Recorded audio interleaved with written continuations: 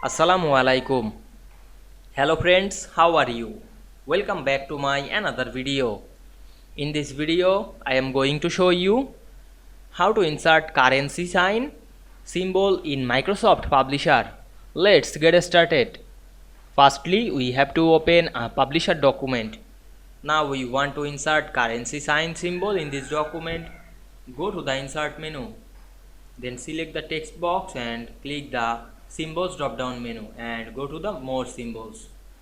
Then we can see here open a window. Now we can see here many symbols we find and select the currency symbols. You can see here the dollar sign, currency symbol or more than.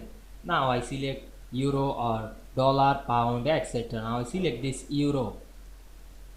Otherwise you can select the pound sign or the yen sign, etc. Then close the window.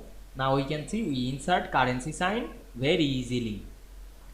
I hope you enjoyed the video. Please like, comment, share and subscribe my channel. Thanks for watching.